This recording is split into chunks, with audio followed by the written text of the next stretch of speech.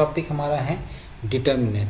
तो डिटर्मिनेंट जैसा कि हमने बताया था कि वेक्टर और स्केलर वाला पार्ट होता है, जो कि मैट्रिक्स को हम लोग क्या बोलते हैं, वेक्टर बोलते हैं, और डिटर्मिनेंट हमारा क्या होता है, स्केलर क्वांटिटी के लिए होता है। मैट्रिक्स का रिप्रेजेंटेशन जो होता है हमेशा मैट्रिक्स के फॉर्म में ही होगा, और मैट्रिक्स में जैसे कि हमने बताया था कि एडिशन और सब्ट्रैक्शन मैट्रिक्स वाले टर्म्स का ही कर सकते हो। यहाँ पे डिटर्मिनेंट का मतलब ये होता है, पहली चीज़ तो ये कि आप इसको ऐसे रिप्रेजेंट करोगे। ये अगर मान लो कोई मैट्रिक्स लिखा हुआ है, इफ़ आप लिखोगे इफ़ ए इज़ एनी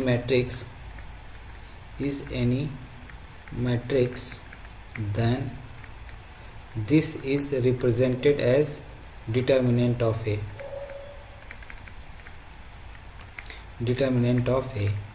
ठीक, तो कहने का मतलब ये हुआ कि मॉड ए नहीं लिखा हुआ है, ये क्या लिखा हुआ, डिटर्मिनेंट लिखा हुआ। किसी में मैट्रिक्स का मॉड निकालने का मतलब ये हुआ, रिप्रेजेंटेशन का तरीका होता है, तो ये क्या हो जाएगा, ये डिटर्मिनेंट लिखा हुआ है। ठीक, अच्छा, अगर मान लेते हैं हम किसी भी डिटर्मिनेंट की अगर बात करते हैं, मैट्रिक्स में खास बात क्या होता है कि वो जो मैट्रिक्स होता है वो किसी भी ऑर्डर का हो सकता है। 1x3 हो गया, 3x4 हो गया, 4x5 हो गया, 2x3 हो गया, 1x3 हो गया, 1x2 हो गया, 2x2 हो गया। तो मैट्रिक्स में ऐसा पॉसिबिलिटी है, लेकिन डिटर्मिनेंट में जब भी हम यूज़ करेंगे, डिटर्मिनेंट हमेशा हमारा स्क्वायर फॉर्म में होना चाहिए। डिटर्मिनेंट होगा क्या चीज़, हमेशा डिटर्मिनेंट विल लिखोगे आप, determinant will be always in square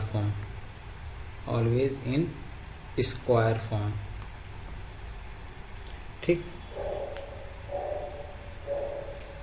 तो ये बस उसी के लिए डिफाइन ही है, दूसरे के लिए हम डिफाइन नहीं कर सकते, है ना। किसी भी मैट्रिक्स का डिटर्मिनेंट तभी कैलकुलेट होगा जब वो मैट्रिक्स स्क्वायर फॉर्म में होना चाहिए। अच्छा, अब नेक्स्ट चीज़ हम लोग बात करते हैं, जैसे मान लो हमारे पास कोई एक मैट्रिक्स दिया हुआ है, मान लो, ठीक। मैट्रिक्स क्या दिया हुआ है, इसका हमने मान लो नाम दे दिया A11, A12 और A21 और ये मान लो A22, ठीक। ये मैट्रिक्स है। अब इसका अगर मेरे को मॉड निकालना है, मॉड निकालने का मतलब क्या हुआ, डिटर्मिनेंट फाइंड आउट कर रहे हैं। तो डिटर्मिनेंट फाइंड आउट करने का मतलब ये हुआ कि इसका जो ब्रैकेट होता है ना, कुछ ऐसे बन जाता है, ये A11, A12, A21 और A22।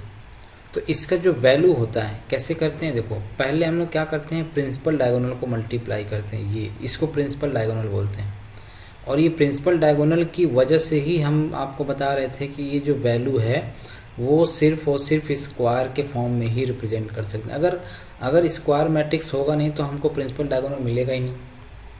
तो इसलिए जब भी हम लोग कैलकुलेट करते हैं वो सिर्फ और सिर्फ स्क्वायर मैट्रिक्स की बात करेंगे। तो अगर मान लो मैं इसको सॉल्व करता हूँ, A11, A22 इन दोनों को मल्टीप्लाई किया, फिर माइनस सब डायगोनल मतलब ये वाला पोर्शन, ये इसको सब डायगोनल बोलते हैं। तो ये सब डायगोनल तभी मिलेगा जब हम स्क्वायर फॉर्म में मैट्रिक्स हमारा रहेगा। तो A11, A22 आपने मल्टीप्लाई कर लिया, माइनस A21, A12, ये आपका आ जाएगा। तो ये मैट्रिक्स का डिटर्मिनेंट हुआ एक्चुअली, यानी मॉड ए का जो वैल्यू आएगा ये आ जाएगा A11, A22 minus A21, A12, ये हमारा आंसर है। तो इसमें कई बार हमसे इनसे रिलेटेड क्वेश्चन पूछा जाता है। जैसे मान लो हमने एक क्वेश्चन दिया कि बोला जा रहा है कि इफ़, क्वेश्चन क्या है, बोला जा रहा है कि if x plus 1, x minus 1 and x is equal to 1 दिया हुआ है, तो पूछा जा रहा फाइंड x का वैल्यू क्या होगा। तो देखो x का वैल्यू कैलकुलेट करने के लिए हम लोग फिर क्या करेंगे, वही काम करेंगे जो भी हमने कर रहे थे। तो क्रॉस मल्टीप्लाई करते हैं, ऐसे प्रिंसिपल डायगोनल को मल्टीप्लाई करेंगे तो एक्स स्क्वायर आ जाएगा, माइनस सब डायगोनल को मल्टीप्लाई करेंगे तो एक ब्रैकेट में एक्स प्लस वन और दूसरे ब्रैकेट में x minus one is equal to one आना चाहिए। तो अब मान लो अगर हम इसको सॉल्व करेंगे तो x square minus one is equal to one आ रहा है। तो अब इसको सॉल्व करोगे आप तो क्या मिल रहा है, x square minus x square plus one equal to zero, zero नहीं वन। तो ये एक्स स्क्वायर से एक्स स्क्वायर कैंसिल हो गया, यहाँ one is equal to one आ गया। तो हमसे x का वैल्यू पूछा जा रहा है, तो x का वैल्यू पूछा जाने का मतलब क्या हुआ कि यहाँ तो हमको x का वैल्यू ही नहीं मिल रहा है। अब नहीं मिल रहा है तो हम क्या बोलेंगे, x की किसी भी वैल्यू के लिए इसका हमेशा आंसर वन आएगा। तो आंसर क्या लिखोगे, answer will be x belonging to r, ये हमारा आंसर हो जाएगा। यानी x किसी भी रियल नंबर के लिए ये इक्वेशन को सेटिस्फाई करेगा। ठीक, नेक्स्ट हमारा आता है, ये हमने किस ऑर्डर का मैट्रिक्स लिया था, 2 क्रॉस 2 का मैट्रिक्स लिया था, इसका डिटर्मिनेंट कैलकुलेट करना हमने आपको सिखाया। नेक्स्ट हमारा आता है, हेडिंग डालोगे चाहे तो आप लिख लो, matrix determinant of a matrix, determinant of a matrix of order 3 cross 3। अभी हमने कौन सा ऑर्डर लिया था, 2 क्रॉस 2 का लिया था। अब 3 क्रॉस 3 के ऑर्डर को हम लोग सॉल्व करने जा रहे हैं। तो मान लिया हमने एक ले लिया वैल्यू, मान लो एक हमने क्या लिया, डिटर्मिनेंट अब ले रहे हैं, है ना। रिप्रेजेंट कर रहे थे A11 A12। अच्छा, ये A11 A12 का मतलब क्या होता है, ये फर्स्ट वाला जो हम यूज़ कर रहे हैं ना, इसको हम क्या बोलते हैं, रो बोलते हैं, और दूसरे वाले को कॉलम बोलते हैं। तो ये एलिमेंट का नेमिंग करने का तरीका होता है। तो ये first element, first row first column, first row second column ऐसे लिखा हुआ है, ये फर्स्ट रो थर्ड कॉलम ऐसे मैं लिख रहा हूँ। फिर second row first column, second row second column, second row third column, फिर third row first column, third row second column, third row third column. तो ये आपका वैल्यू आ गया।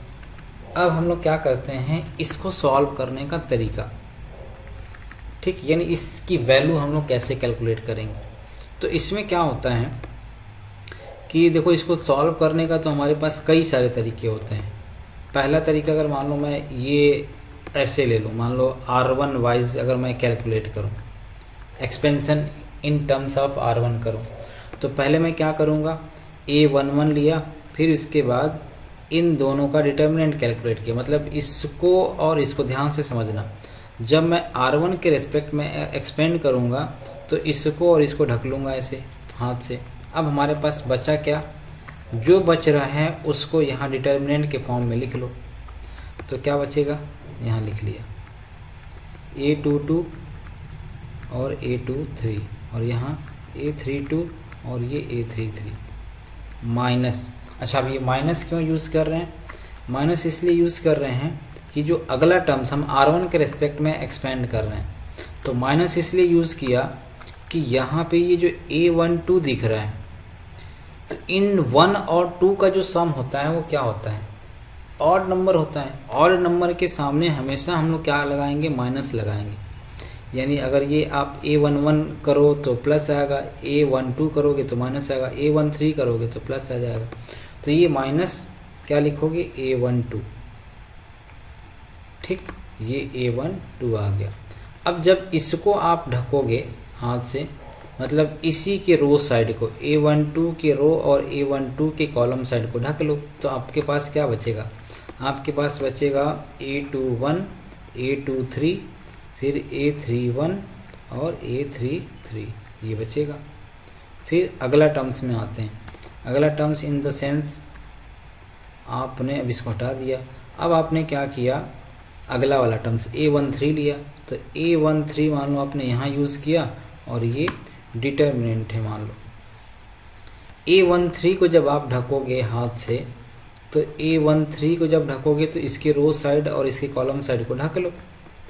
तो इसके रो और कॉलम साइड को ढकोगे तो आपको क्या मिल रहा है, A21 A21 A22 A31 और A32 ये आपका आ जाएगा।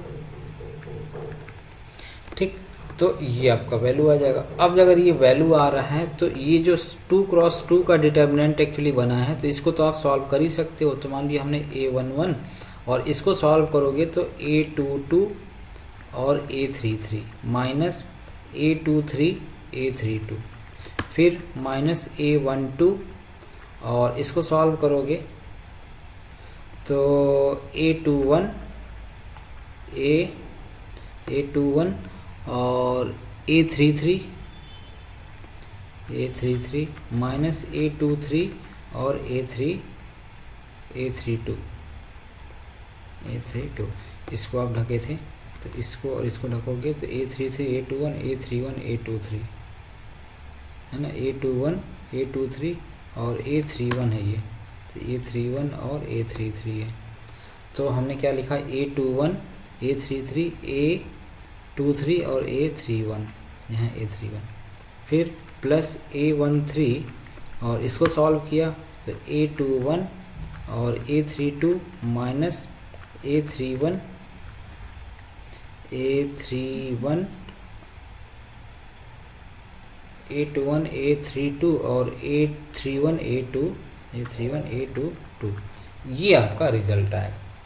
तो हमने ये एक्सपेंशन किसके टर्म्स में किया, R1 के रेस्पेक्ट में किया। आपका मन कर रहा है कि नहीं सर हम तो करना चाह रहे हैं R2 के रेस्पेक्ट में एक्सपेंशन करना चाह रहे हैं, कोई दिक्कत नहीं है, आप किसी भी टर्म्स में इसका एक्सपेंशन करके और इसका डिटर्मिनेंट फाइंड आउट कर सकते हो। जस्ट सपोज मान लो हम किसी और के टर्म्स में एक्सपेंशन करना चाह रहे हैं, मान लो दोबारा मैंने लिया इसको, ठीक, प्रोसेस इसका सभी में वही है ना। मान लो हमने क्या लिया, A11 A12 A13 A21 A22 A23 फिर A31 A32 और ये A33, ऐसे मान लो हमने ले लिया। अब अगर मान लेते हैं हम इसकी वैल्यू को कैलकुलेट करना चाह रहे हैं इन टर्म्स ऑफ, जब एक्सपेंशन हम किसके रिस्पेक्ट में कर रहे हैं, इसके रिस्पेक्ट में कर रहे हैं, R2 के रिस्पेक्ट में एक्सपेंशन कर रहे हैं। तो R2 के रेस्पेक्ट में करेंगे तो देखो यहाँ A21 का वैल्यू क्या दिख रहा है, 2 और 1 का सम करोगे तो ऑड आएगा, तो यहाँ माइनस आएगा। A22 का सम करोगे तो प्लस आएगा, तो यहाँ प्लस यानी इवन आएगा तो प्लस। 2 3 का सम करोगे तो ऑड आएगा, तो यहाँ माइनस आएगा।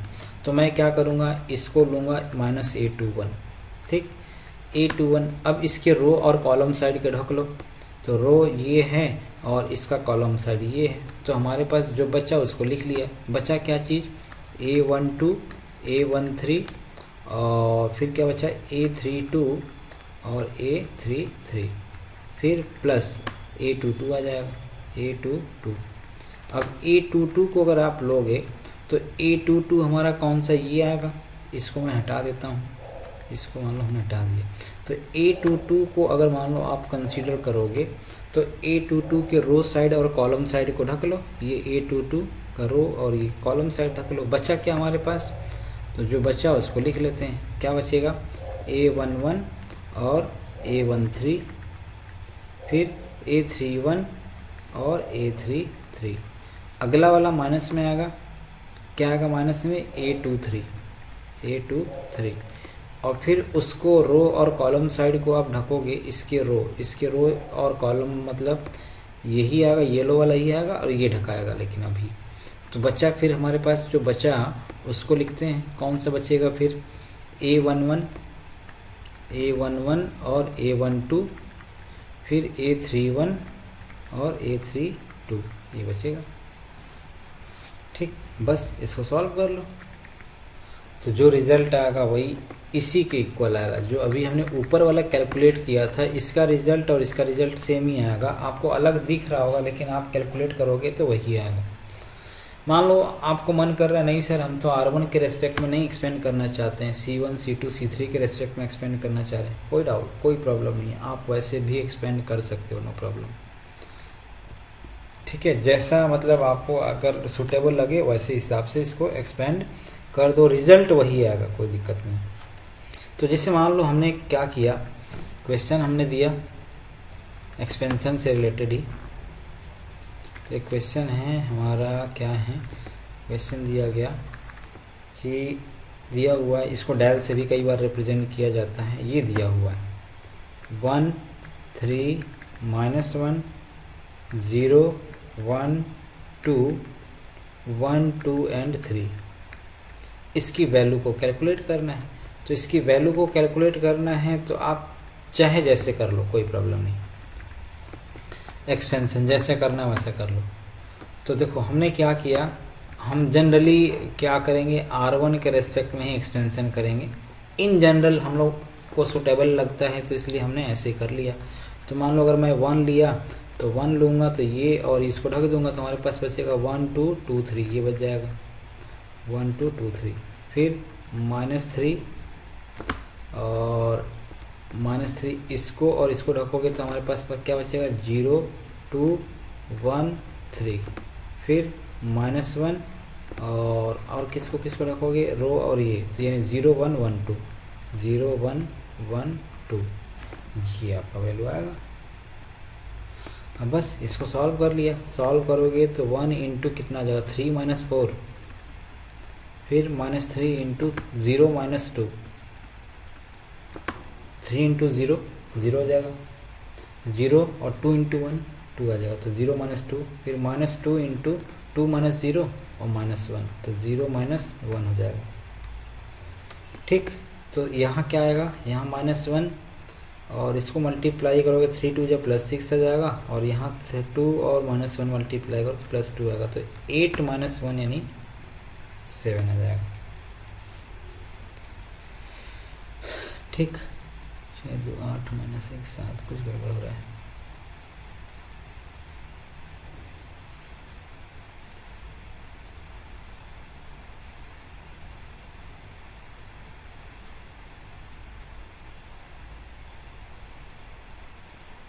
अच्छा, यहाँ गड़बड़ हो रहा है, यहाँ आपका -1 है, यहाँ -1 है तो यहाँ 1 आएगा, तो 7 -1 यानी 6 आ जाएगा। ठीक है, ये आंसर आ जाएगा। और इसको आप, मैंने जैसे R1 के रेस्पेक्ट में एक्सपेंशन किया ना, आप चाहे जैसे कर लो। मान लो अभी हमने C1 C2 C3 जैसे चाहे जैसे करना वैसे इसका एक्सपेंशन कर सकते हो। ठीक है, तो रिज़ल्ट वही आएगा। अगर मान लो आप चेक करना चाह रहे हो, इसको चेक करना आप, जैसे मान लो हमने R1 के रेस्पेक्ट में एक्सपेंशन किया, आप C1 के टर्म्स में एक्सपेंशन करना है ऐसे। तो C1 के टर्म्स में जब आप जैसे मान लो करो, चलो मैं इसको C1 के एक्सपेंड, मान लो मैंने क्वेश्चन ही दे दिया, एक्सपेंड इन टर्म्स ऑफ, या find delta in terms of expansion of C1। तो C1 कौन सा है, कॉलम 1 के रेस्पेक्ट में हम एक्सपेंड कर रहे हैं। तो ये हमारा कौन सा एलिमेंट होता है, A11 होता है, और ये A21 होता है, और ये A31 होता है। तो A11 अगर मान लो आप कैलकुलेट करोगे तो 1 आएगा पहली चीज़, तो क्योंकि प्लस में आएगा, यहाँ माइनस में आएगा, और यहाँ भी प्लस में आएगा। तो इसको जब आप रो और कॉलम को ढकोगे तो हमारे पास क्या बचेगा, 1 2 2 3 बचेगा। फिर दूसरा वाला -0, तो 0 यहाँ सामने लगा हुआ तो पूरा 0 ही हो जाएगा, प्लस 1 इंटू इसकी रो और कॉलम को मैं ढकता हूँ तो 3 -1 और 1 और 2 आपका आ जाएगा। तो यहाँ पे आपने कैलकुलेट कर लिया तो 3 -4 यहाँ जाएगा, 3 -4 आएगा, प्लस 0 और प्लस 6 -1 ये आ जाएगा 7। तो -1 प्लस 7 कितना आ गया, यहाँ भी 6 आ रहा है। तो रिज़ल्ट वही रहेगा, चेंज नहीं होगा। चाहे आप जिसके रेस्पेक्ट में एक्सपेंशन करोगे तो रिज़ल्ट हमारा वही आएगा, रिज़ल्ट नहीं बदलेगा। ठीक, एक क्वेश्चन आपको मैं दे देता हूँ, इसको ट्राई कर लेना।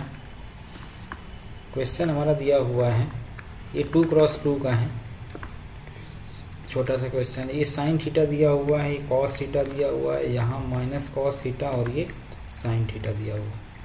इसका वैल्यू पूछा जा रहा है। ठीक, पहला क्वेश्चन मान लो हमने दे दिया। क्वेश्चन नंबर 2 की अगर मैं बात करूं तो क्वेश्चन नंबर 2 आप 3 क्रॉस 3 का एक क्वेश्चन लिख लो। 0 दिया हुआ है, यहाँ साइन अल्फ़ा दिया हुआ है, यहाँ माइनस कॉस अल्फ़ा, यहाँ माइनस साइन अल्फ़ा, यहाँ 0, यहाँ साइन बीटा, यहाँ cos alpha minus sign beta, and 0, ये आपका आ जाएगा। तो एक्चुअली इनको आपको कैलकुलेट करना है, कैलकुलेट करके देखिएगा क्या रिजल्ट आता है। तो क्वेश्चन हमने यहाँ पे दिया है एक्सपेंशन का यूज़ करके। अच्छा, एक्सपेंशन का यूज़ एक और तरीका होता है, देखो शॉर्टकट मेथड में बता रहा हूँ। तो जैसे मान लो हमने क्या किया, ये A11 A12 ये मान लो A13 है, ये A21 ये A22 ये A23 है, ये A31 ये A32 और ये A33 है। तो शॉर्टकट मेथड क्या होता है कि अगर मान लो आपने क्या किया है यहाँ पे 3×3 का डिटर्मिनेंट था, हमने क्या किया, दो ये C1 और ये C2 को मैं दोबारा लिख लिया यहाँ पे, A11 A21 और ये A31 और फिर A12 A22 और ये A32, ठीक। और शॉर्टकट मेथड ये होता है कि आप क्या करो, इनके डायगोनल एलिमेंट को कवर कर लो। Diagonal element in the sense कैसे करोगे, देखो आपने ना इनको, ये वाले एलिमेंट को, फिर ये वाले एलिमेंट को और फिर ये वाले एलिमेंट को, इन तीनों को मल्टीप्लाई करो प्रिंसिपल डायगोनल एलिमेंट को। तो मान लेते हैं इनका मल्टीप्लिकेशन जो आएगा, इसको मान लिया हमने स्मॉल d1, यहाँ d2 और स्मॉल d3 आ रहा होगा, ठीक। फिर हमने क्या किया कि अब इधर वाले एलिमेंट को मल्टीप्लाई करूँगा, ये ऐसे, फिर ऐसे और फिर ऐसे। ये एलिमेंट को मान लेते हैं हम, जो आ रहा होगा ये मान लेते हैं b1 b2 और ये b3 आ रहा होगा, तीनों का मल्टीप्लिकेशन एक्चुअली। तो इसका जो रिज़ल्ट आएगा, इस डिटर्मिनेंट का जो रिज़ल्ट आएगा वो क्या आएगा पता है, इधर का जो तीनों का multiplication d1 d2 plus d3 और माइनस सब डायगोनल के एलिमेंट का multiplication b1 plus b2 plus b3, यही आपका आंसर हो जाएगा डायरेक्ट। जैसे मान लो अभी हमने क्वेश्चन किया था जिसका आंसर 6 आया था, इसको देखो मैं इस मेथड से आपको करके दिखा रहा हूँ। हमने क्या किया, ये दिया हुआ है 1 3 -1 फिर 0 1 2 1 2 एंड 3 दिया हुआ। मैंने दोबारा लिखा 1 0 1 3 1 एंड 2। मैंने क्या किया एक्चुअली कि जो C1 और C2 है ना, इनको दोबारा लिखा। तो अब देखो वही काम करते हैं जो अभी हमने किया, ये principal diagonal principal diagonal principal diagonal ऐसे टाइप का मल्टीप्लाई करेंगे। तो मल्टीप्लाई करेंगे तो फिर मैं क्या करता हूँ, इधर वाले को भी ऐसे लिख लेता हूँ, ये वाला एलिमेंट फिर ये वाला एलिमेंट और फिर ये वाला एलिमेंट। तो पहले तो मैं येलो वाले को लिखता हूँ, येलो वाले को लिखोगे तो ये बीच में 0 आ रहा है तो इसका वैल्यू 0 आ जाएगा, ये 3 2 6 आ जाएगा तो 0 + 6, फिर इसको मल्टीप्लाई करोगे तो यहाँ 3 आ जाएगा, तो 6 + 3 9 आ गया। अब ग्रीन वाले को देखते हैं, ग्रीन वाले में पहले तीनों में 1 1 और -1 है, तो यानी क्या आ जाएगा यहाँ -1, फिर यहाँ कितना आ जाएगा 2 2 4 हो जाएगा तो +4 आ गया, फिर यहाँ कितना आ जाएगा 0 बीच में आ रहा था 0 हो जाएगा, तो 9 और -4 -1 कितना हो जाएगा 3 हो जाएगा, तो 9 - 3 कितना हो गया 6। ये देखो आंसर आ गया, तो वही आंसर आ रहा है, ठीक। तो ये आप ध्यान रखना, ये बड़ा अच्छा मेथड है, इसको आप इस कैलकुलेट करने के लिए यूज़ कर सकते हो, ठीक। नेक्स्ट हमारा टॉपिक आ रहा है तो प्रॉपर्टीज़ ऑफ डिटर्मिनेंट, और ये मोस्ट इम्पॉर्टेंट है अभी जो हम लोग करने जा रहे हैं, प्रॉपर्टीज़ ऑफ डिटर्मिनेंट। तो आप हेडिंग डालोगे properties of determinant,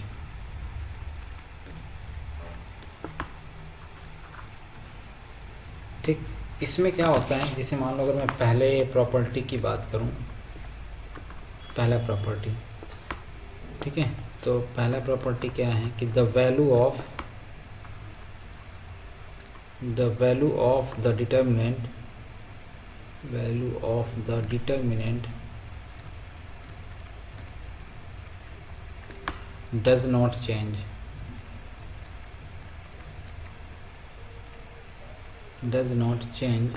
when its rows and column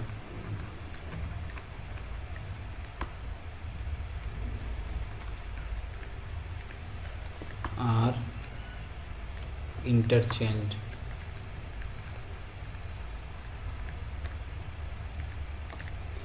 मतलब क्या हुआ कि अगर मान लेते हैं कोई, मान लो हमने डिटर्मिनेंट लिखा है ऐसे, ठीक, और ये इस डिटर्मिनेंट में मान लो हमने लिखा -1 सॉरी +1 -1 0 और 3 -2 +2 4 1 एंड -2। तो ये बोला जा रहा है कि अगर इस डिटर्मिनेंट के रो और कॉलम को आपस में इंटरचेंज कर देते हो, ठीक, मतलब अगर ये इंटरचेंज करने का मतलब ये हुआ कि जो हम लोग मैट्रिक्स में यूज़ करते थे ट्रांसपोज, वो यहाँ पे यूज़ हो रहा है। मतलब वो चीज़ तो नहीं है, हम बस आपस में अगर इंटरचेंज कर देते हैं रो और कॉलम में, तो इसका वैल्यू जो आएगा वही इसका वैल्यू भी आएगा। तो हम मान लेते हैं अगर हम चेंज कर देते हैं तो क्या आएगा, 1 -1 0, यहाँ 3 -2 और +2, ये 4 1 एंड -2। जी, जो इसका जो रिज़ल्ट आएगा, आप इसको अगर कैलकुलेट करते हो, देखो आप कैलकुलेट करके देखो, दोनों का रिज़ल्ट सेम आएगा। तो मान लिया आपने इसको कैलकुलेट भी कर लिया, 1 इंटू कितना आ जाएगा 4 -2 माइनस प्लस हो जाएगा यहाँ +1 इंटू, इसको सॉल्व करोगे तो ये ढकोगे और ये ढकोगे, तो क्या आ जाएगा -6 और -8। तो इसका जो वैल्यू आ रहा है कितना आ जाएगा 14 -12 आ रहा है। यहाँ देखो हमने रो और कॉलम को चेंज करके देख लिया, तो इसको सॉल्व करोगे कितना आ जाएगा 4 -2 -3 इंटू कितना आ जाएगा यहाँ पे, इसको ढकोगे तो ये आपका आ जाएगा 2 -0, फिर +4 इंटू, इसको सॉल्व करोगे तो 2 -2 यहाँ आ जाएगा, ठीक है। तो ये आपका वैल्यू आ गया 2 -6 और -8। तो फिर यहाँ भी -12 भी आ रहा है, तो यहाँ भी -12 आ रहा है और यहाँ भी -12 आ रहा है, यानी रिजल्ट दोनों का सेम आ रहा है। कब? जब आप रो को कॉलम में चेंज करो, कॉलम को रो में चेंज कर दे रहे हो, तो जो रिजल्ट आ रहा है वो सेम ही आ रहा है, बदलेगा नहीं, ठीक। नेक्स्ट प्रॉपर्टी, ये प्रॉपर्टी नंबर 1 था। प्रॉपर्टी नंबर 2 की बात करते हैं।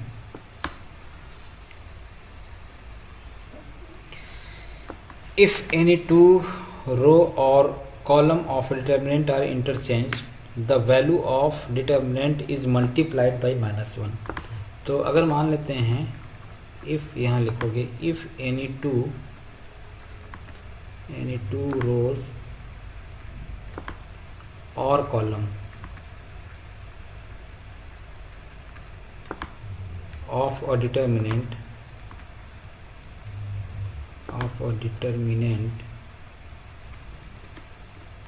are interchanged,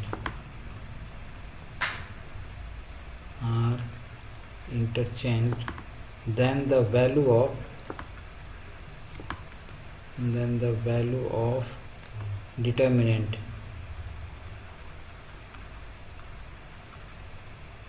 is multiplied by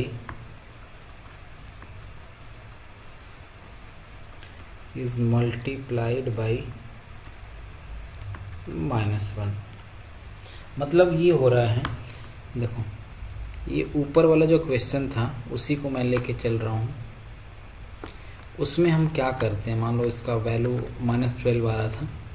पहले हमारा क्वेश्चन था जस्ट सपोज 1 -1 0 3 -2 +2 एंड 4 1 एंड -2 था। तो हम क्या करते हैं, जो इसमें कोई एक रो और कॉलम है ना, इनको आपस में इंटरचेंज कर देता हूँ। तो मान लो ये C1 है और ये C2 है, तो C2 को C1 में और C1 को C2 में इंटरचेंज कर देता हूँ। तो अगर चेंज करूँगा तो क्या मिलेगा हमको, यहाँ बस माइनस से मल्टीप्लाई हो जाएगा और कुछ नहीं होगा, यानी -1 -2 ये 1 ये 1 3 एंड 4 फिर 0 2 एंड -2। तो ये जो रिज़ल्ट आ रहा था -12 आ रहा था, तो इसका जो रिज़ल्ट आएगा वो +12 आएगा, बस और कुछ नहीं होगा। और कोई भी C1 जैसे मान लो हमने क्या किया, C1 C2 C3 था, ये मान लो R1 R2 और ये R3 है, तो R1 R2 R3 में से आपस में किसी दो को चेंज करोगे तो उसकी डिटर्मिनेंट का जो वैल्यू है वो चेंज नहीं होगा, बस जो रिज़ल्ट होगा वो माइनस से मल्टीप्लाई हो जाएगा, इससे ज़्यादा और कुछ नहीं होगा। ठीक, और ऐसा इसमें एक चीज़ और भी बोल सकते हो कि अगर हम 2 बार ये काम करें, 2 बार करने का मतलब क्या हुआ कि अगर आपने C1 C2 को आपने आपस में इंटरचेंज कर दिया, ठीक, फिर C1 और C3 को आपस में फिर C1 और C3 को आपस में इंटरचेंज कर दिया, तो क्या होगा, इसका मतलब ये हुआ कि जो डिटर्मिनेंट का वैल्यू होगा वही रहेगा, माइनस से दोबारा मल्टीप्लाई हो जाएगा, माइनस माइनस प्लस हो जाएगा। तो कहने का मतलब ये हुआ कि अगर हम किसी दो डिटर्मिनेंट की बात, मतलब एक डिटर्मिनेंट में आपस में जो इंटरचेंज वाला प्रोसेस है, इवन नंबर ऑफ टाइम्स करोगे तो उस डिटर्मिनेंट के रिजल्ट में कोई इफेक्ट नहीं आएगा, लेकिन और नंबर ऑफ टाइम्स कुछ इंटरचेंज करोगे तो उसके रिजल्ट में कोई इफेक्ट नहीं आएगा, बस वो माइनस से मल्टीप्लाई हो जाएगा, बस, और इससे ज़्यादा और कुछ नहीं होगा। ठीक है, बस इस चीज़ का आपको ध्यान रखना है। थर्ड, ये हमारा प्रॉपर्टी नंबर 2 था। और प्रॉपर्टी नंबर 3 क्या होता है कि अगर मान लेते हैं कोई भी 2 रो या कॉलम आइडेंटिकल है, मान लो A1 A2 और ये मान लो A3 है, और ये B1 B2 और ये B3 है, और फिर से मान लो ये A1 A2 और ये A3 हो गया, तो इसका रिज़ल्ट ऑटोमेटिक 0 हो जाएगा। मतलब कोई भी 2 रो या 2 कॉलम अगर सेम रिज़ल्ट आ रहा है, A1 या रिज़ल्ट या रेशियो अगर सेम आ रहा है, तो इसका मतलब ये हो कि उस डिटर्मिनेंट का वैल्यू 0 हो जाएगा। तो यहाँ पे हमने किसको किसको इक्वल किया है, माने इक्वल दिख रहा है, ये A1 A2 A3 और यहाँ A1 A2 A3। यही रिज़ल्ट ऐसे भी हो सकता है, मान लो हमने इक्वल टू ये ऐसे लिख लिया, A1 B1 C1 A2 B2, या इसी को लिख लो A1 B1 C1 और फिर A2 B2 और ये C2 लिख लिया, तो इसका भी रिज़ल्ट फिर क्या आ जाएगा, ये और ये दोनों सेम हो जाएगा। तो इसका मतलब ये हुआ कि ये दोनों सेम आएगा। अब दोनों सेम आएगा तो इसका भी रिज़ल्ट 0 ही आएगा। ठीक, रेशियो सेम हो या वैल्यू सेम हो तो इसका आंसर क्या आएगा, 0 आएगा। इस डिटर्मिनेंट का जो वैल्यू आएगा वो 0 आएगा। ठीक, नेक्स्ट फोर्थ प्रॉपर्टी यहाँ लिखोगे, लिख लो चाहे इसमें, तो वी कैन टेक, या बस मैं लिख नहीं रहा हूँ, चलो ऐसे ही बता देता हूँ। मान लिया हमने क्या किया, किसी रो या किसी कॉलम में किसी कांस्टेंट से मल्टीप्लाई कर देता हूँ। मान लो मल्टीप्लाई है या कॉमन लेना है, के A1 के A2 और ये के A3 है, पहले से है ऐसा कोई डिटर्मिनेंट। ठीक, B1 B2 B3 C1 C2 और C3। तो इस के को आप यहाँ बाहर निकाल सकते हो। कैसे, के बाहर आ जाएगा, बस A1 A2 A3 और ये B1 B2 B3 C1 C2 और C3, बस ये आ जाएगा। मैट्रिक्स में क्या होता है कि अगर हमको कॉमन निकालना है तो मैट्रिक्स में हमको करना ये पड़ता है कि सभी एलिमेंट से निकालना पड़ता है। मैट्रिक्स में कैसे होगा, मान लो के A1 के A2 लिखा हुआ है, के B1 और के B2 लिखा हुआ है, तो जो अगर हम इसमें से कॉमन निकालते हैं मैट्रिक्स में, तो ये सारे एलिमेंट्स में से बाहर निकलेगा, A1 A2 B1 B2 ऐसे निकलेगा। यहाँ पे क्या होता है, किसी एक पार्टिकुलर रो या किसी एक पार्टिकुलर कॉलम से आप बाहर निकाल सकते हो, कोई प्रॉब्लम नहीं, और ये इजीली निकल जाएगा।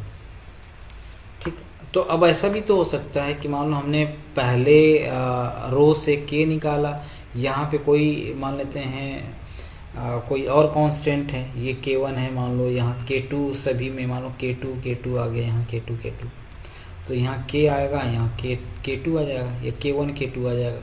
यहाँ पे मान लो c1 c2 c3 में फिर से आपका वैल्यू ऐसा आ रहा होगा कि मान लो k3 आ रहा होगा, तो k3 निकाल लोगे, तो बाहर जो निकलेगा k1 k2 k3 निकलेगा।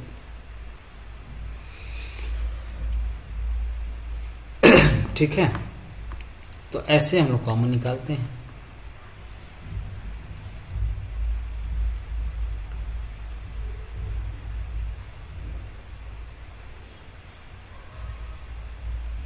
नेक्स्ट इसके बाद जैसे मान लो अगर मैं फिफ्थ की अगर मैं बात करूं, तो अगर कोई ऐसा डिटर्मिनेंट है जिसके कोई एक रो के सारे वैल्यू ज़ीरो हों, a1 a2 a3 b1 b2 और b3 है, तो इसका वैल्यू ज़ीरो आएगा। किसी भी एक रो या एक कॉलम की जो सारे एलिमेंट हैं अगर वो ज़ीरो है, तो इसका मतलब ये हुआ कि इस डिटर्मिनेंट का जो वैल्यू होगा वो ज़ीरो आएगा। ठीक, बिना कैलकुलेट किए। अब कैलकुलेट भी करोगे तो भी आंसर आपका ज़ीरो ही आएगा। 0 इंटू समथिंग, फिर 0 इंटू समथिंग, 0 इंटू समथिंग अगर करोगे तो सारे टर्म्स ज़ीरो ही आ जाएंगे, आपको कैलकुलेट करने की ज़रूरत ही नहीं है। ठीक, और कैलकुलेट भी करोगे तो आपका आंसर तब भी ज़ीरो ही आएगा। 6 की अगर हम बात करते हैं, देखो यहाँ पे आप इसको नोट डाउन कर लो, 6 वाला प्रॉपर्टी। इसमें हमने क्या बोला कि इफ़ सम और all elements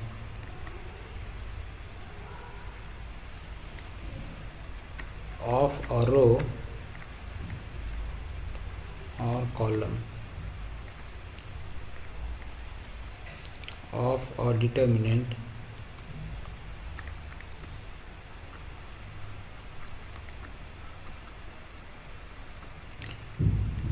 are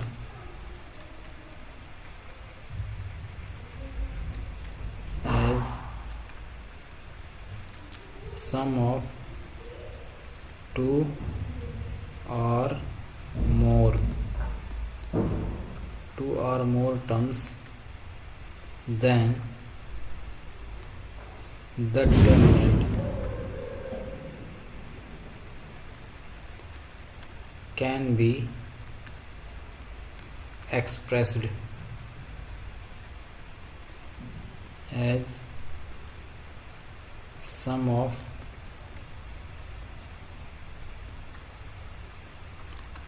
or more determinant।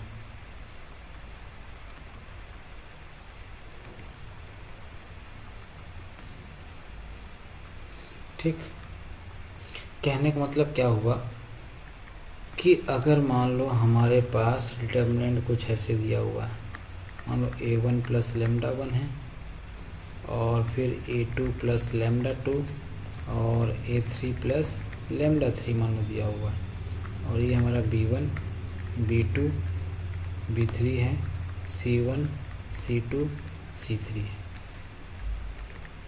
ठीक, तो इसको आप कैसे रिप्रेजेंट कर सकते हो पता है, यहाँ a1, यहाँ a2, यहाँ a3, यहाँ b1, यहाँ b2, यहाँ b3, यहाँ c1, यहाँ c2, यहाँ c3 plus lambda 1, lambda 2, lambda 3, फिर b1, b2, b3, c1, c2 और ये c3। ये इस तरीके से हम लोग रिप्रेजेंट कर सकते हैं सम के टर्म्स में। अच्छा, यही चीज़ जैसे हमने बोला ना कि मान लो यही चीज़ ऐसे लिखा हुआ हो, तो मतलब मान लो ये a1 है, ये a2 है, ये a3 है, मान लो ये b1 plus lambda 1, b2 plus lambda 2, b3 plus मान लो लेमडा 3 है, और ये c1, c2 और ये c3 है। तो इसका वैल्यू क्या आ जाएगा, a1 a2 a3 B1 B2 B3 C1 C2 C3 plus यहाँ क्या आ जाएगा A1 A2 A3 lambda 1 lambda 2 lambda 3 C1 C2 C3। ये ऐसे आप इसको रिप्रेजेंट कर सकते हो। ठीक,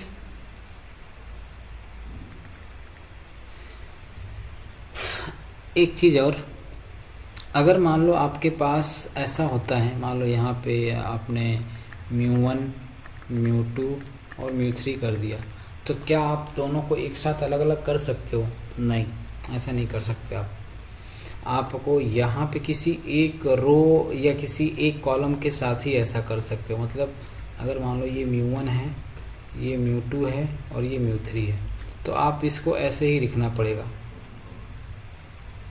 हाँ, अब इस डिटर्मिनेंट को, इस पूरे डिटर्मिनेंट को अलग से आप यूज़ करके पहले में A1 plus A1 B1 C1 A2 B2 C2 A3 B3 C3 plus μ1 μ2 μ3 B1 B2 B3 और C1 C2 C3 ऐसे करके आप यूज़ कर सकते हो। अदरवाइज़ आप चाहो कि एक ही साथ हम दोनों का सेपरेशन कर दें तो वो पॉसिबल तो नहीं हो पाएगा। ठीक है, ऐसा आप नहीं कर सकते। एग्जाम्पल के तौर पे चलो एक क्वेश्चन ले लेते हैं। मान लिया हमने लिया एक क्वेश्चन हमारा है, ये दिया हुआ है x y और ये z है। यहाँ 2x plus 2a 2y plus 2b और 2z प्लस 2c, और यहाँ a दिया हुआ, ये b दिया हुआ, ये c दिया हुआ है। ठीक, तो हमने क्या किया, यहाँ पे वही प्रॉपर्टी अप्लाई कर लेते हैं। एक्स वाई और ये z है, यहाँ हमने लिखा 2x 2y 2z, यहाँ a यहाँ b और यहाँ c plus x y z 2a 2b 2c a b और c। तो अगर आप ध्यान से देखो तो पहला वाला डिटर्मिनेंट में जो ये R1 और R2 का रेशियो आ रहा है वो सेम आ रहा है। ठीक है, R1 R2 का जो रेशियो आ रहा है इसमें और इसमें R1 R2 का रेशियो सेम आ रहा है, और इसमें क्या हो रहा है, इसमें R2 और R3 का रेशियो सेम आ रहा है। 2/1 2/1 2/1 सभी में आएगा। तो हमने अभी बताया था कि अगर मान लेते हैं या तो हमारा डिटर्मिनेंट इक्वल हो या रेशियो इक्वल हो, किसी भी दो रो या कॉलम का रेशियो इक्वल हो, या वो दोनों रो या दोनों कॉलम इक्वल हो, तो उस डिटर्मिनेंट का जो वैल्यू होगा वो क्या आ जाएगा, 0 आ जाएगा। तो इसका मतलब ये हुआ कि इसका भी 0 इसका भी 0, तो 0 + 0 यानी इसका आंसर 0 आ जाएगा। तो हम लोग क्या करेंगे ना, आगे चल करके इस जितने भी क्वेश्चन हैं इसी टाइप से हम लोग सॉल्व करेंगे और हमारा आंसर जल्दी तुरंत आ जाया करेगा। ठीक, देखो इसके बाद नेक्स्ट प्रॉपर्टी था, कौन सा प्रॉपर्टी था, ये वाला 7th प्रॉपर्टी।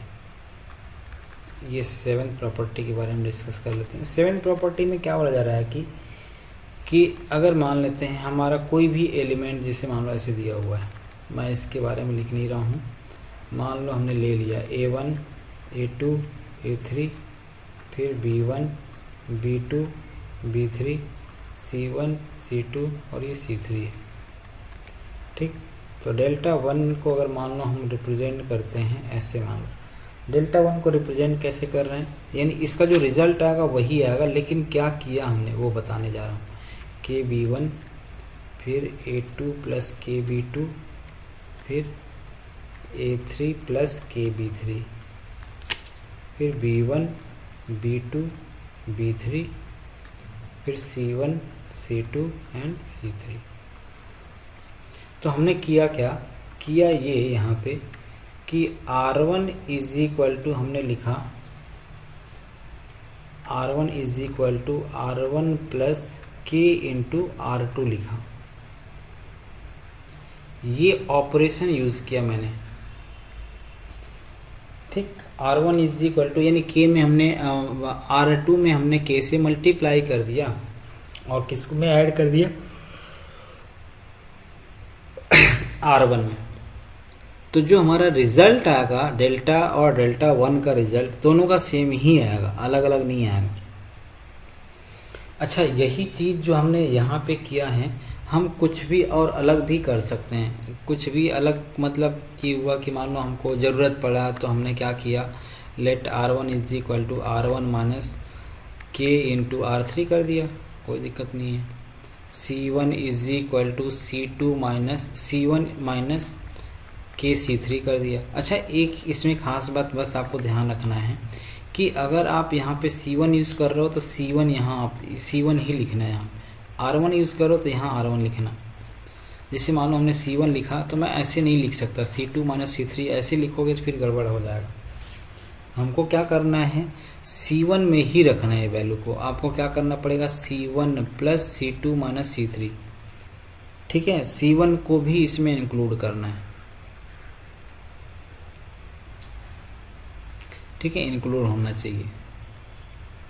और अगर मान लो माइनस कर रहे हो, जैसे मान लो हमने लिखा है ऐसे, तो C1 minus C3 minus C1 नहीं लिखोगे आप, क्या लिखोगे, C1 is equal to C1 minus C3 लिखोगे। C1 पहले आएगा।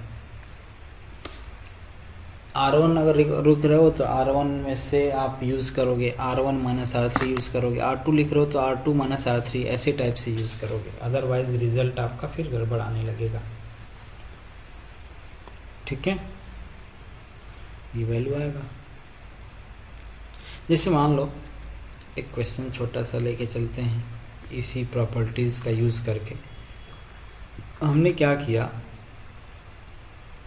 एक क्वेश्चन लिया x प्लस वाई, फिर x plus y plus z, और यहाँ है मान लो हमने 2x, 3x प्लस 2y, फिर 4x plus 3y plus 2z, और यहाँ है 3x, 6x plus 3y, 10x plus 6y plus 3z is equal to, मान लो हमको प्रूफ करना है एक्स क्यूब आना चाहिए,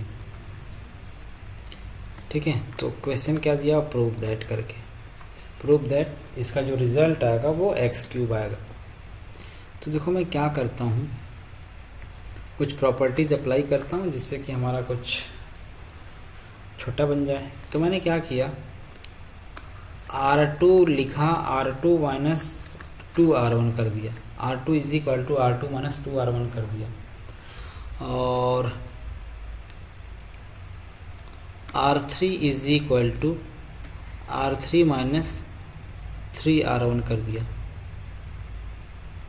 ठीक। अच्छा, ये जो मैं ऑपरेशन कर रहा हूँ इसको आप अलग अलग करोगे। अभी तो मान लो मैं एक साथ लिख दे रहा हूँ, लेकिन आप पहले स्टेप में इस ऑपरेशन को अप्लाई कर लोगे, फिर दूसरे को इस दूसरे स्टेप में इस दूसरे को अप्लाई करोगे, ठीक। जब थोड़ा सा प्रैक्टिस हो जाएगा तो फिर आप कर सकते हो, कोई दिक्कत नहीं है। इसके करने का पर्पज़ क्या हुआ कि अगर मान लेते हैं, अलग अलग करने का पर्पज़ क्या हुआ कि अगर मान लो मैं R2 का रिज़ल्ट चेंज कर दिया यहाँ पे, और आप यहाँ लिख रहे हो R2, आपने मान लो मैंने R3 तो यूज़ किया नहीं है, अगर आपने यहाँ पे R2 यूज़ कर देते तो फिर आपका रिज़ल्ट गड़बड़ आने चालू हो जाता। क्यों गड़बड़ आता, क्योंकि आपने R2 को तो यहाँ चेंज कर दिया है और यहाँ R2 को आप पुराने रिज़ल्ट को लेके चल रहे हो, तो फिर गड़बड़ आएगा, इसीलिए, ठीक है। तो आपको उस चीज़ का ध्यान रखना है। तो हमने क्या किया, R2 is equal to R2 minus 2R1 कर दिया। तो R1 में तो कोई चेंजमेंट नहीं हो रहा है, तो R1 को मैं ऐसे ही लिख देता हूँ, x प्लस वाई, फिर x plus y plus Z.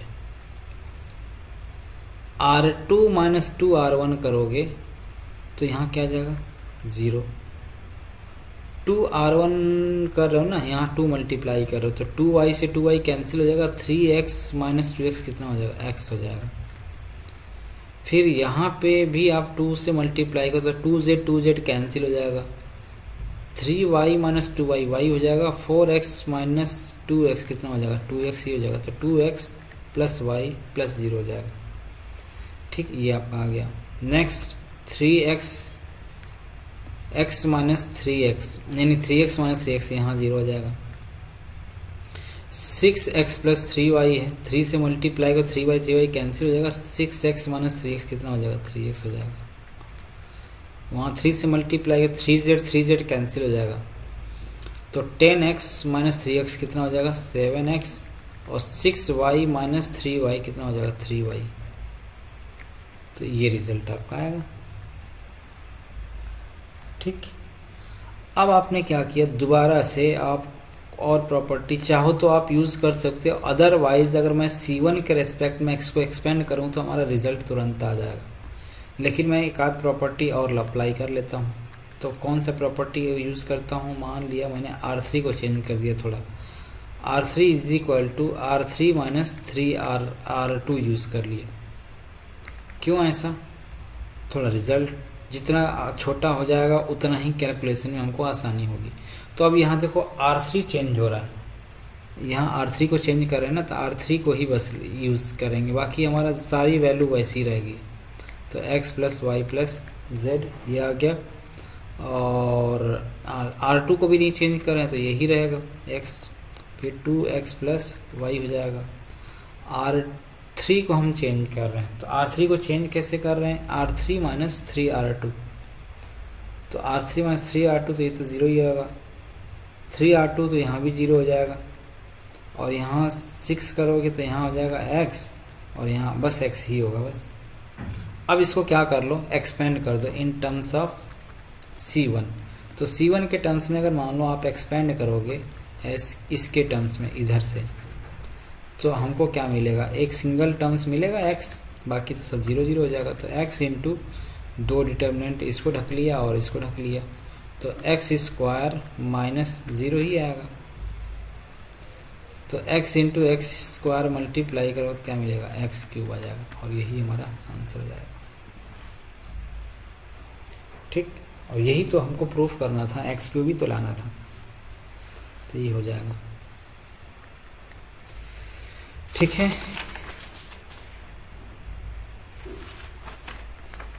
इसके बाद हम लोग आते हैं यहाँ पे बेसिकली जो ट्रायंगल प्रॉपर्टी है, देखो इसका यूज डिटर्मिनेंट का अप्लीकेशन जो होता है ना, एरिया कैलकुलेट करने में भी यूज़ किया जाता है, लेकिन अभी हम लोग उसके बारे में बात करेंगे।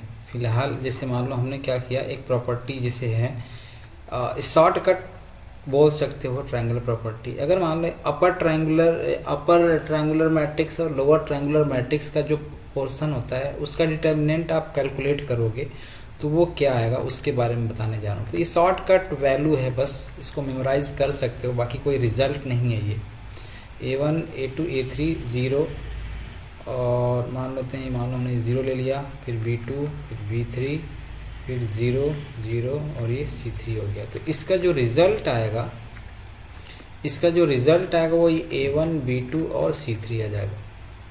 तो ये याद करने वाली चीज़ तो नहीं है, आप कैलकुलेट करोगे तो अपने आप इसका रिज़ल्ट जो भी आएगा वो आप लिख सकते हो। ठीक है, हालांकि हमने बता दिया, या ये अपर ट्रायंगुलर मैट्रिक्स है, लोअर ट्रायंगुलर के केस में भी ऐसे ही आएगा। लोअर ट्रायंगुलर मतलब इन द सेंस, मान लो हमने A1 0 0 लिखा, फिर B1 B2 और ये 0, फिर C1 C2 और ये मान लो C3 लिख दिया, तो इसका वैल्यू भी फिर हमारा वही आएगा, A1 B2 और C3 ही आएगा। ठीक, A1 B2 और C3 ही रिजल्ट आएगा। नेक्स्ट जो हमारा आता है थर्ड, इसमें जो रिज़ल्ट आता है वो आता है, अगर मान लेते हैं हम सिर्फ स्केलर मैट्रिक्स की का डिटर्मिनेंट कैलकुलेट करें, ABC 0 0 0 0 0 0 ऐसे, तो इसका जो रिज़ल्ट आएगा वो ABC आ जाएगा। ठीक है, नेक्स्ट फोर्थ, अगर मान लो हमको एरिया कैलकुलेट करना है, तो area of triangle whose vertices are मान लो x1 y1 x2 y2 and मान लो x3 y3 है। ठीक, तो इसका एरिया कैसे निकालोगे, बाय यूजिंग डिटर्मिनेंट मेथड, 1/2, इसको मान लो डेल से रिप्रेजेंट कर दिया, 1/2 x1 y1 1 x2 y2 1 x3 y3 and 1, ये आ जाएगा। अच्छा, इसी में ये कोलिनियरिटी के लिए भी कंडीशन हम लोग बनाते हैं जनरली। तो कोलिनियरिटी की अगर हमसे कंडीशन पूछा जाए तो इसी में आप इंक्लूड कर सकते हो for collinear del will be zero. तो del will be zero in the sense x1 y1 1 x2 y2 1 x3 y3 and 1 equal to 0 हो जाएगा। ठीक, ये हमारा आंसर हो जाएगा। तो कोलिनियरिटी की कंडीशन भी हम लोग इसका यूज़ करके कैलकुलेट करते हैं। जैसे मान लो एक क्वेश्चन ले लेते हैं। क्वेश्चन दिया हुआ find the area of triangle whose vertices are 0 0 0 8 10 0। ठीक, ऐसे दिया हुआ है। तो इसका मान हमको एरिया निकालना है बाय यूजिंग यही डिटर्मिनेंट मेथड से। तो मान लो हमने 0 0 1 रखा, फिर 0 8 1 रखा, फिर 10 0 और 1 रखा, और यहाँ 1/2 सॉल्व कर लिया। तो मान लो C1 के रेस्पेक्ट में ही इसको एक्सपेंड कर देते हैं। तो C1 के रेस्पेक्ट में एक्सपेंड करोगे तो ये वाला जो वैल्यू आएगा, वो क्या आ जाएगा, इसमें पहले दो टर्म्स तो ज़ीरो हो जाएंगे, तीसरा वाला हमारा बचेगा। तो तीसरा में प्लस लगेगा कि माइनस लगेगा, प्लस लगेगा, क्योंकि क्या आएगा 3 1 आता है। तो 3 1 4 प्लस पॉजिटिव 3 और 1 को सम करोगे तो 4 आएगा। तो 4 का जो वैल्यू होगा वो इवन है। इवन मतलब 1/2 इंटू 10 इंटू, अब इसके रो और कॉलम साइड को ढकोगे तो 1 माइनस 0 माइनस 8 हो जाएगा। तो जो आपका वैल्यू आया क्या आएगा, -80, 10 और 8 मल्टीप्लाई होगा तो -80 डिवाइड बाई 2 का मॉड यानी -40 आएगा। एरिया हमारा नेगेटिव में होता नहीं, तो +40 हमारा आंसर आ जाएगा। ठीक, ये आंसर आ जाएगा। नेक्स्ट आ जाते हैं, हमारा अगला टॉपिक है। अच्छा, बाकी एक कोलिनियर से रिलेटेड भी एक क्वेश्चन मैं आपको बस दे देता हूँ, आप लोग कैलकुलेट कर सकते हो। हम दिया गया है find the value of k, find the value of k for which 1, 1, 3, 2 and 4, k is collinear।